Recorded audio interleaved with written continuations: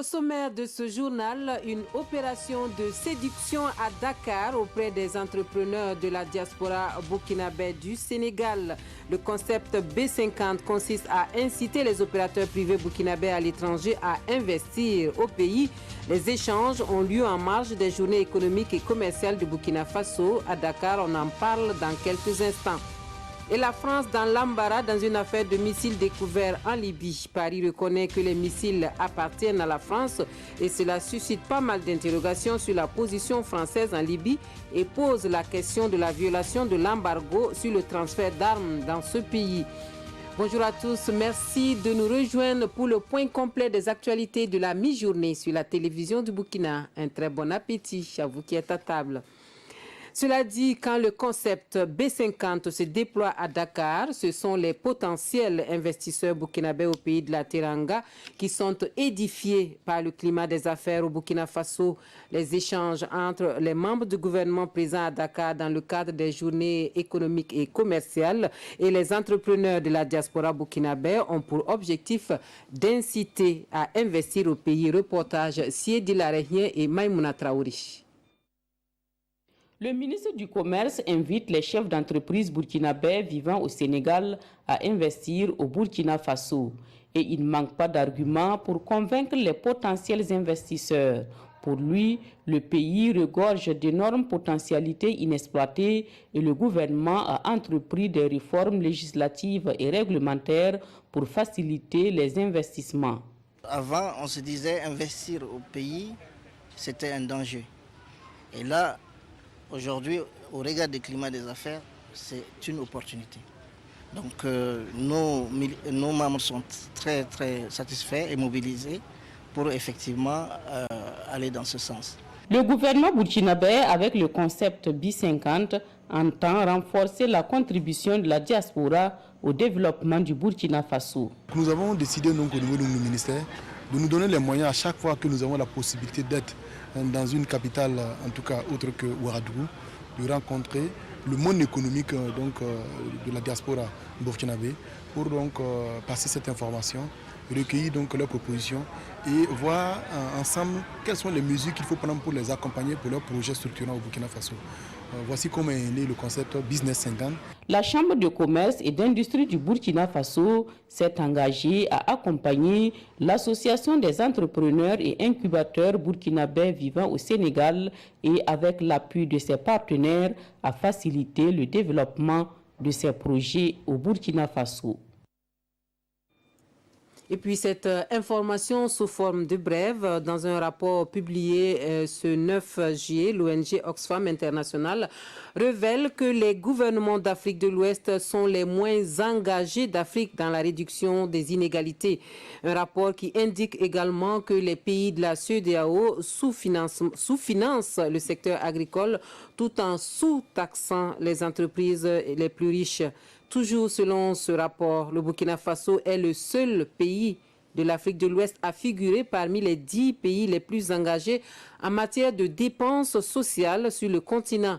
Le Burkina Faso est classé premier dans la sous-région devant le Sénégal et le Mali. Le Nigeria, quant à lui, a le pire score en matière de dépenses sociales, non seulement en Afrique, mais dans le monde entier. Cela dit, au Burkina Faso, la gouvernance minière qui défraie la chronique. Le sujet fait l'objet d'échanges ce mercredi à Ouagadougou entre un groupe d'organisations de la société civile et les journalistes. Les OSC tiennent à donner leur point de vue sur les méthodes de gestion des sociétés minières installées au Faso, une gestion estimée peu transparente par les membres de la société civile. Le compte-rendu de la conférence de presse avec Roger Kam et Maxime Zongo. L'exploitation de l'or au Burkina est un espoir déçu. C'est du reste l'avis d'un groupe d'OSCE au nombre de 5 qui a choisi de donner de la voix et surtout de dire haut ce qu'il pense de la situation. Face aux journalistes ce mercredi, le Conseil d'information et de suivi des actions du gouvernement CISAG, l'association Kogolzanga, l'association Mobilisation Emploi, l'Association pour l'émergence locale et l'Association pour les arts, la culture et le développement au Burkina estiment que les méthodes d'exploitation et de gestion des sociétés minières basées au Faso ne sont pas à la hauteur de l'enjeu. Les Burkinabés ont le sentiment que l'exploitation de leur sous-sol, pourtant riche et promoteur, est faite à leur détriment. Ils ont le sentiment d'être pauvres de leur richesse. C'est un truisme de dire que partout, les plaintes se multiplient. Les animateurs de cette conférence de presse pointent aussi du doigt les moyens de contrôle mis en place par l'État. Le code minier censé apporter des solutions contient à leurs yeux beaucoup de lacunes. Les mécanismes de contrôle doivent par conséquent être fondamentalement revus et corrigés. Nous nous rendons à présent à Bobo-Dioulasso pour un atelier de restitution d'une étude sur l'impact environnemental du projet de construction de l'autoroute Yamoussoukro-Ouagadougou sur le tronçon Bobo-Dioulasso, frontière de la Côte d'Ivoire. À noter que c'est le projet phare du traité d'amitié et de coopération entre le Burkina Faso et la République de Côte d'Ivoire. Des précisions avec Kassoum Milogo, Siriki Milogo et Moumouni Barou. Des acteurs impliqués dans la construction de l'autoroute Yamoussoukro-Ouagadougou sont en concertation. Venus des régions des Cascades et des Hauts-Bassins, ils prennent connaissance du contenu des études d'impact social et environnemental dans cette infrastructure dans son tronçon Bobo-Dioulasso, frontière de Côte d'Ivoire. Vous avez ce tronçon, il a des contraintes très importantes, soit du point de vue touristique, économique et même archéologique. Tous les experts, ils étaient concernés chacun dans sa volée, donc je pense qu'on a tous les éléments pour permettre aux autorités de faire le meilleur choix parmi les variantes qu'on va proposer. Il est nécessaire que le consultant qui a eu à mener les études puisse nous donner la restitution des éléments collectés, la restitution de la proposition d'aménagement du tracé, aussi effectivement toutes les observations qui ont été prises dessus, en tout cas avec les différentes parties. La réalisation de l'autoroute Yamoussoukro-Ouagadougou s'inscrit dans le programme d'action communautaire des infrastructures et transports routiers de l'UEMOA, l'Union économique et monétaire ouest-africaine. La Commission a un mandat régional. Il faut des infrastructures de transport de qualité. Et c'est dans ce cadre que, suite à une requête des deux États, de la Côte d'Ivoire et du Burkina, dans le cadre de leur TAC, le traité d'amitié et de coopération, qu'une requête a été adressée à la Commission. Cet atelier de restitution des études d'impact social et environnemental constitue les travaux préliminaires pour la réalisation de l'autoroute Yamoussoukro-Ouagadougou dans sa partie Bobo-Dioulasso, frontière de Côte d'Ivoire. Coût de ces travaux préliminaires, 1,280 milliard de francs CFA. On reste dans le domaine des infrastructures routières. Nous venons à Ouagadougou où les habitants du quartier Karpala peuvent pousser un ouf de soulagement et pour cause. 2 rues sont en cours de bitumage et qui vont atténuer le cauchemar des riverains, surtout par ces temps de pluie. Sur les 2 chantiers, les travaux avancent à la satisfaction de tous. Les responsables techniques se veulent rassurants. Les travaux seront achevés avant la fin août 2019. Une de nos équipes de reportage y a fait un tour. On suit le constat de Jean-Eudes Bayala et Abdul Rasmane Zongo. Plus que quelques jours, voire quelques 3 petites semaines, et le calvaire ambiant, les désagréments quotidiens des populations riveraines de Karpala deviendront totalement un vieux souvenir. Et pour cause, les travaux de construction, surtout de bitumage, des rues 30-161 et 30-260 de l'entreprise Global Construction sont nettement avancés. La première rue est déjà carrossable et au grand bonheur des premiers bénéficiaires. Quand on regardait, on ne savait pas où passer même pour aller même au travail, souvent même au campus. Si tu n'étais pas ici, tu ne pouvais pas remarquer comment la voie était, parce que la voie même était délabrée, on ne pouvait même pas passer. Quand il pleut seulement, on ne peut pas. Donc à travers les travaux, donc on apprécie beaucoup parce que même quand on regarde la qualité du goudron, bon, en tout cas ça va. Il reste des petits travaux de finition, de revêtement entre autres et sur le terrain, ouvriers et techniciens mettent les bouchées doubles pour une fin heureuse. Ce projet est constitué de 2 rues, une en une fois 2 voies de 900 mètres, 950 mètres précisément, et l'autre en 2 fois 1 voie de 700 mètres linéaires, dont le tout fait 1,5 km. Nous sommes à un taux d'exécution de 60% pour un délai d'exécution de 61% par là. Donc ce qui veut dire que ce chantier, il a démarré précisément en février pour 8 mois et il ne reste que les travaux de revêtement d'une voie. Selon le directeur technique de Global Construction, les travaux s'achèvent d'ici la fin de ce mois de juillet. Et puis cette question, comment venir à bout de la jacinthe d'eau qui étouffe les barrages de Tanguin?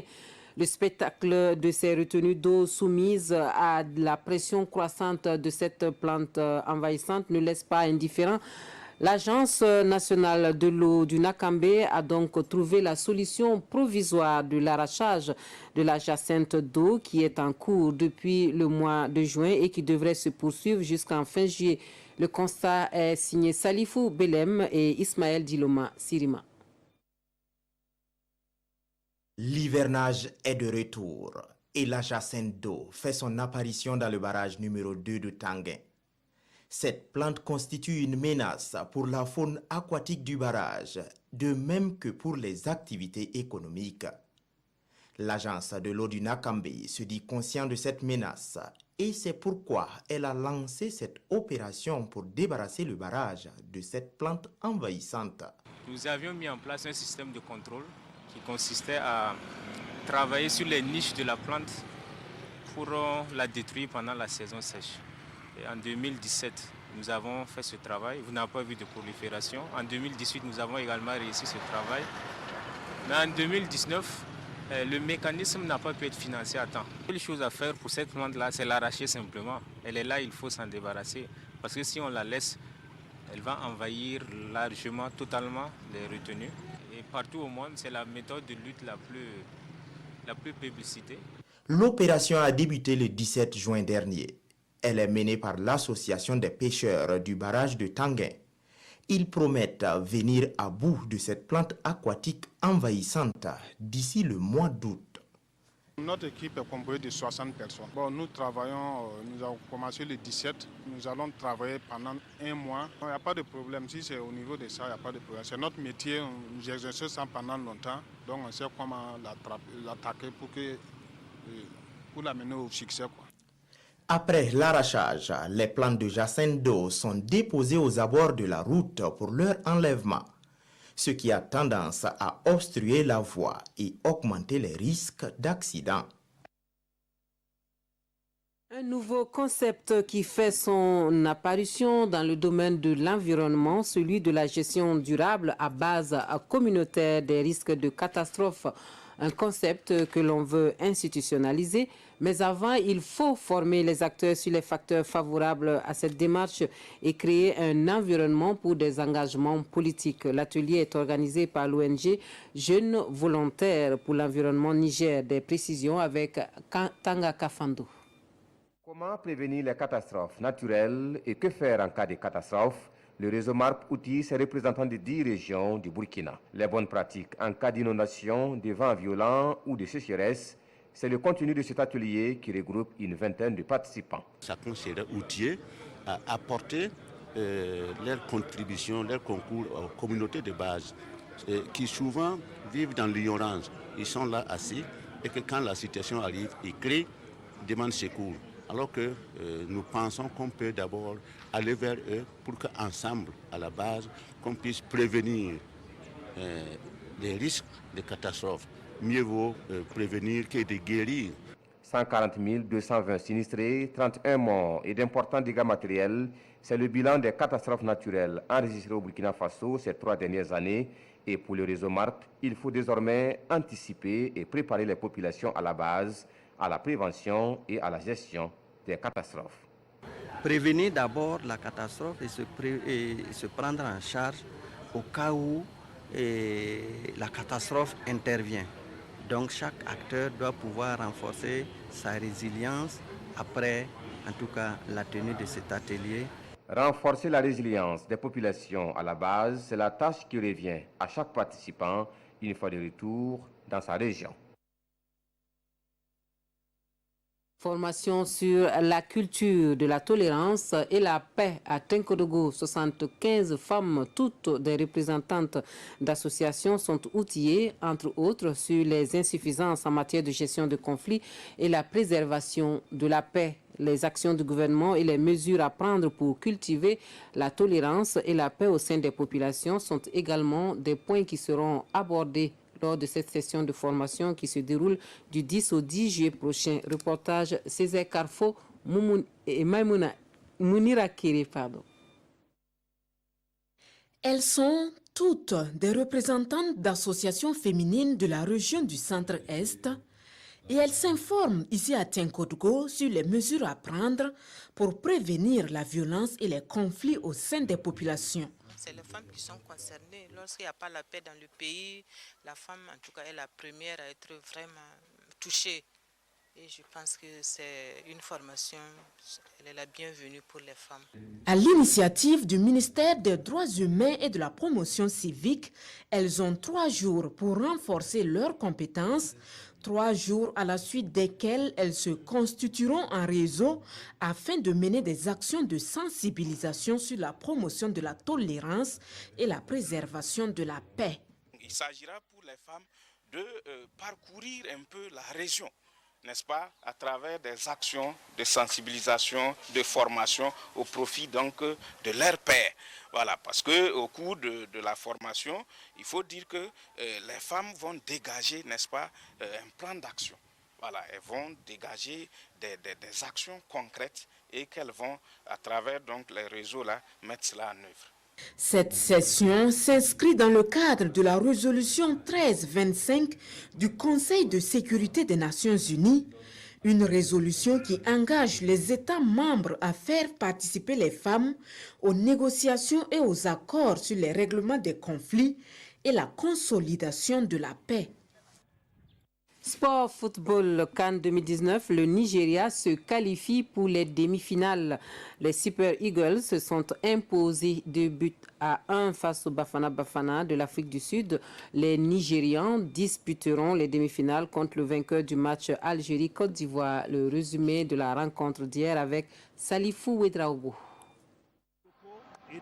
Les Super Eagles s'imposent sur le fil face au Bafana Bafana et accèdent au dernier carré de la Coupe d'Afrique des Nations.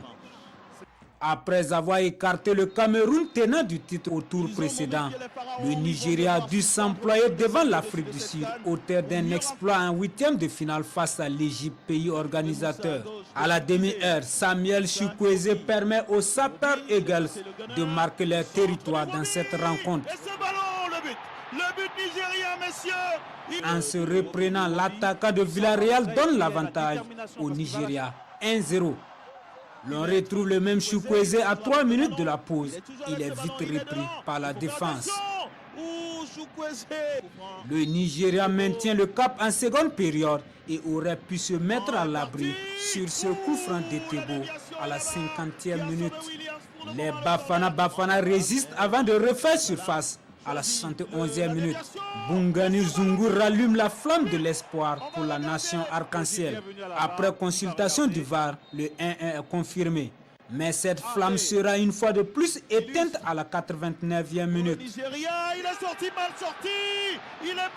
William Troussekon, profitant de cette sortie manquée du portier sud-africain, libère les Super Eagles et envoie le Nigeria en demi-finale pour la 14e fois en 18 participations de Coupe d'Afrique des Nations. Actualité hors de chez nous, une affaire embarrassante pour la France. Paris confirme que des missiles découverts en Libye sur une base ayant été occupée par les forces du maréchal Haftar appartiennent bien donc à la France, des missiles qui auraient été payés par la France aux États-Unis, un aveu qui confirme ainsi l'ambiguïté de la position française en Libye et qui se présente comme une violation de l'embargo sur le transfert des armes dans ce pays. L'affaire est des plus embarrassantes pour la France. Paris vient de reconnaître que les missiles découverts fin juin en Libye sur une base qu'avaient occupée les forces du maréchal Haftar lui appartenaient bien, comme l'a révélé le New York Times il y a 2 jours. L'article affirmait que ces 4 missiles anti-chars avaient été achetés par la France aux États-Unis. Comment se sont-ils retrouvés en Libye aux mains des rebelles ? Le ministère de la Défense répond qu'il s'agissait de protéger un détachement français déployé à des fins de renseignement. Il assure aussi qu'ils étaient hors d'usage et devaient être détruits. Un demi-aveu qui confirme l'ambiguïté de la position française en Libye et entretient le doute sur son implication réelle. Paris dit soutenir le maréchal Haftar, l'homme fort de l'Est libyen, pour sa lutte contre les groupes sunnites extrémistes. Mais ce dernier est en guerre ouverte contre le gouvernement d'union nationale reconnu par les Nations Unies et tente de conquérir la capitale Tripoli. Le fait que ces missiles aient appartenu à la France soulève aussi la question d'une possible violation de l'embargo sur le transfert d'armes à la Libye. Dernier point de ce journal, la lecture croisée des quotidiens burkinabés, les échos de la CAN avec l'élimination du Bénin, lutte contre l'insécurité dans le Sahel et le projet d'une monnaie unique dans l'espace. Voilà quelques sujets d'actualité évoqués dans les parutions de ce jeudi. La revue de presse est signée Vincent Kendrebego. Dans le journal citoyen, la marche irréversible de l'écho, jusque-là considérée comme un serpent de mer, la monnaie unique de l'espace CEDEAO n'a jamais été aussi proche de la réalité, écrit le journal. Et il convient d'applaudir à tout rompre l'engagement de nos dirigeants à franchir un cap qui semblait infranchissable depuis maintenant 30 ans. Reste encore de nombreux obstacles à surmonter, parmi lesquels l'abandon du franc CFA et le fameux critère de convergence. Tous les pays de la CEDEAO ne sont pas encore prêts, certes, mais l'exemple de l'euro est là, à savoir commencer avec les quelques pays qui sont prêts et intégrer les autres de façon progressive, soutien citoyen. Bref, la volonté politique est là et le reste n'est qu'une question de temps.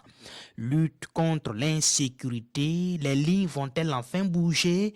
C'est la question que le pays se pose. L'Union européenne depuis Ouagadougou a annoncé 138 millions d'euros au profit du G5 Sahel, rappelle le journal. Pour le pays, il convient maintenant de couper les sources de financement et de ravitaillement des terroristes, tant il est clair que les bandes armées au Sahel ne disposent d'aucune usine d'armement. Elles se les procurent chez les Occidentaux et la France, qui a reconnu avoir livré des armes au Marshal Haftar, bien que la Libye soit sous embargo, en est une illustration. La France, aujourd'hui, est en train d'opérer un redéploiement stratégique dans le Liptako Gourma pour être plus opérationnel sur le terrain. Mais le regret du journal dans tout ça, c'est de voir les pays du Sahel toujours dans une posture d'éternel assisté. Cannes 2019. Les écureuils sortent de la compétition par la grande porte, battus par les lions de la Teranga. Pour l'observateur Palga, la défaite de l'équipe béninoise face au Sénégal est logique au regard de leur palmarès et de la physionomie du match d'hier. Tout compte fait, le Sénégal conserve sa réputation de favori de la CAN, tandis que le Bénin doit se contenter d'être parvenu à ce stade de la compétition aux dépens du Maroc d'Hervé Renard, même si certains y ont vu l'implication invisible du fameux fétiche du pays de Béhanzin. Ainsi s'achève cette session d'information. Merci de nous avoir suivis. Très bon après-midi à tous.